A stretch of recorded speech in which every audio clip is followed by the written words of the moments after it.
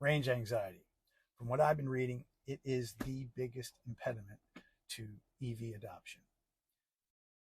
I'd like to tell you a little story about my experience with an EV and any issues or not with range.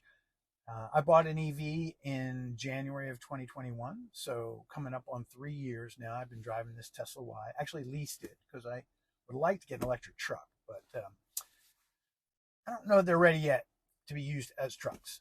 But we're getting there. But let me tell you about the passenger vehicle experience that I've had. I've been driving this car now for close to 3 years. It is the large battery model. It is a beneficiary of the Tesla charging network, which is absolutely phenomenal.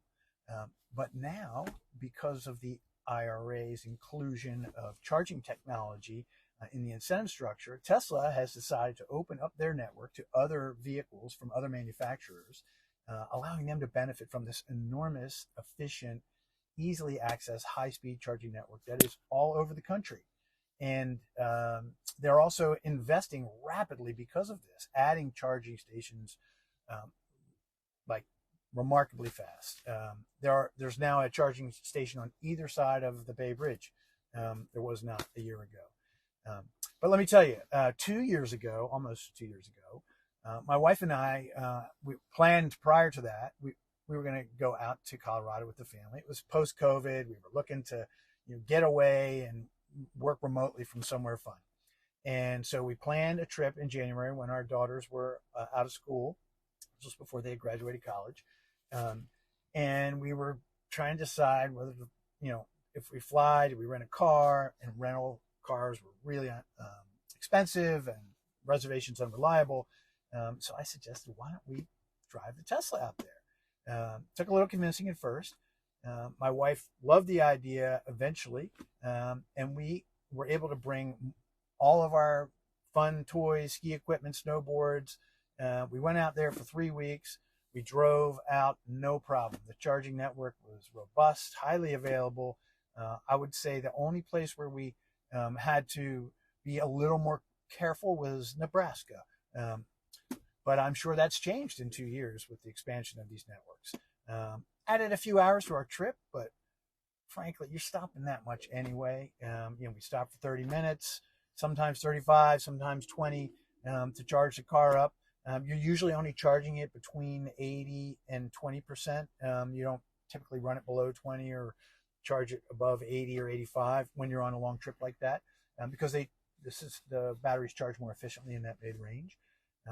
So anyway, been phenomenal. We drove all the way out there, had a lot of fun, skied, had a great time. No problem handling this, the mountain roads and the snow. These battery-powered vehicles are pretty heavy. Many of them are all-wheel drive, so they're four different wheels turning. So they handle really well in the snow. They're less costly to operate than gas-powered vehicles. Much lower maintenance costs. I'm a big fan, as you can tell. Another benefit is with the adoption of solar happening so fast, more and more people have it in their homes, like I do, of course. Now I get to drive on sunshine. It's awesome. I have this car that I charge up from my solar panels. Sure, sometimes the solar is getting exported to my neighbors and I'm getting credit, and I'm charging the car at night sometimes. But regardless, in effect, most of my driving is charged with the sun, which is wonderful. Not to mention the fact that it saves me a lot of money too. Now, if you might be curious about cost comparisons. Now, on average, EVs fuel costs about 2/3 or less than automobile fuel with a fossil fuel engine. Of course, gasoline prices and diesel prices are very volatile, changing all the time, while electric prices at your home, they only change once a year, typically.